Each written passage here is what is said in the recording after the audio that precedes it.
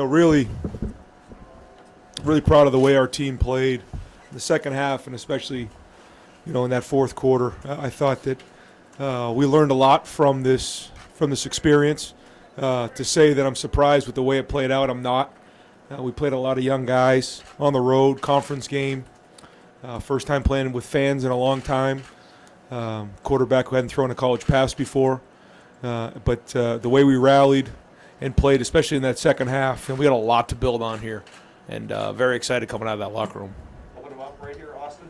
Brian said you're not surprised. When you look at that first half, was it dealing out? Was it kind of repeat that in football? How would you describe what was happening? Yeah, no, I thought we came out on offense that one drive, hit that big, that big run, which was great, and jump up early, and then, Noah gets that field goal, which obviously you want 3 points. I mean, you want a touchdown, but we get 3 points. And then, it's hard when the time of possession goes the other way with Minnesota. I mean, they do a great job. PJ does a really good job, and they play complementary football. And there was a point there in the second quarter where, we just couldn't seem to get the ball back, couldn't get off the field on defense. And so there were some new guys in there feeling it out, and sometimes runs, instead of going for 1 or 2, they went for 3 or 4, and they stayed on schedule, hit some passes. And then it took a little while, I think, for us to get in a rhythm on offense with CJ. But that's his first game ever. I mean, that was his first pass. It was the first play of the game, that ever. So there's a lot going on there, and so when you go into situations like that, that it may be a little bit murky early on, and that's what happened. Right next door, Steve. Yeah, Coach. I want to ask you about CJ. He admitted in here a minute ago that he didn't feel like he was locked in at all in the first half. He was kind of struggling, getting his bearings. But it seemed like whatever you guys said to him at halftime, teammates settled him down. The second half made some big plays. Yeah, well, you don't just walk out at Ohio State at quarterback and it just, you go out there and throw 3 or 4 touchdown passes and call it a day in this conference. Minnesota's a very good team.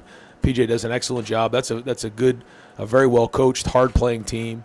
And going on the road is not easy in this conference to get wins. And so it doesn't just happen. And, I think for him, there was a lot of things he was doing for the first time. And when that happens, it takes some time. Now, you got to give him a lot of credit. I mean, there were a couple times where things weren't really going well. He missed some passes, but he fought through it. And he and I had a conversation early on that we're going to keep swinging no matter what happens. And we're not going to play it close to the vest. That's not the way we do it here. And he responded. But I think really it was the guys around him. I think when you look at the defensive score that we got, that was huge. But then the guys up front, Chris, Garrett, I mean, those were big plays. And then obviously the play with Trey down on that third down was big. Over here to the left, Bill.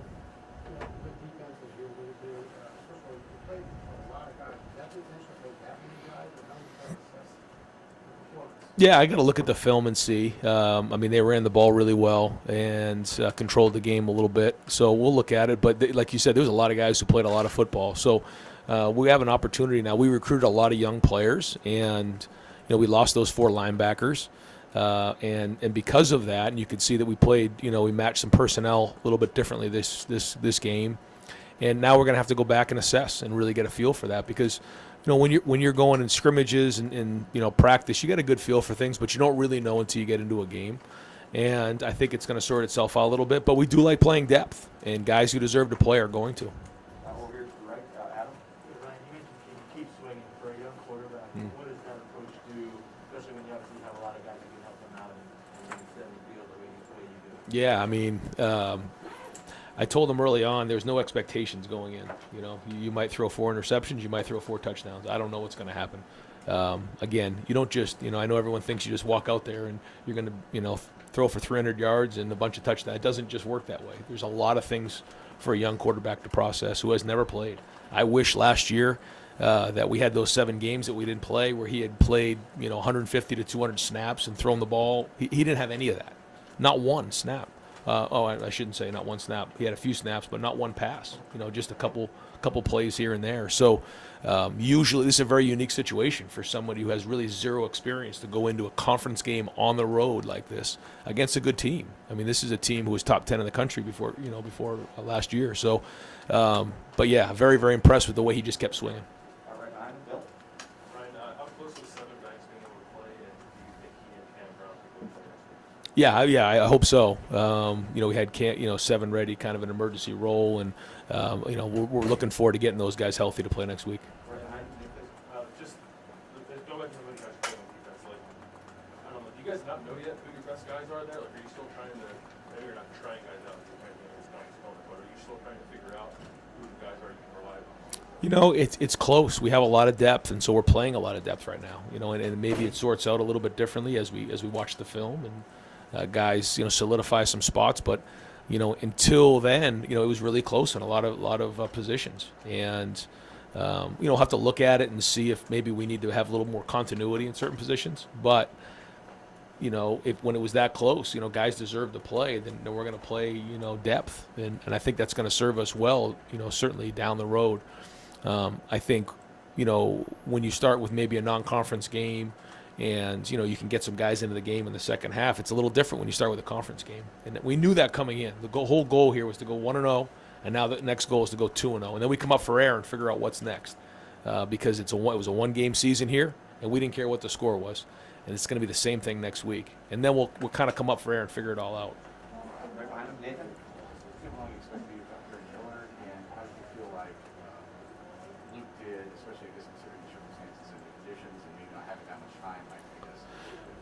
I thought he did an excellent job, stepping in a big way. There's another young guy that has very, very little experience, handled the weather, handled the calls, handled the environment, the fans, and we'll see how he grades out. But I thought he handled everything really, really well. Will he have to play, with the situation? It's more that's more day to day right now. Yeah. Over here, Rob Wallace. You talked about bounce back after the interception. You never know where it's going to go. Right. How happy are you the way he responded? And maybe was part of that you talking to him? I told him going in that something like this was going to happen, and you better start. You got to deal with it before you get into that environment, because if you're trying to figure that out and figure out your feelings and your emotions in the game, it's not good. So, one of the things that we talked about going in was that whatever those expectations are, like just throw them out the window, and we're gonna have to be resilient. And I was impressed with it. It wasn't a great read, and it wasn't a great throw. Go all the way to the back. Just do 2 more questions with Coach. Yeah, just the one thing I just wanted to say though, in that situation for him, you can say as many things as you want in practice, and you can go against the scout team, but until that actually happens, and you actually see the consequence for what you do, that's when you learn, and that was a learning experience. Way in the back. Play. Ryan, what's the impact of a defensive touchdown tonight? Harrison and Garrett double team. I thought that was probably the difference in the game, and then some of the explosive plays on offense, certainly. But that anytime you get a defensive score, whether it's a block punt or something like that, that flips the scoreboard. It really is a huge game changer. How'd the sideline react? I mean, could you tell Yeah, I thought, again, our sideline, I thought the energy in that, especially in that 3rd to 4th quarter there, was as good as I've been around. It was fun.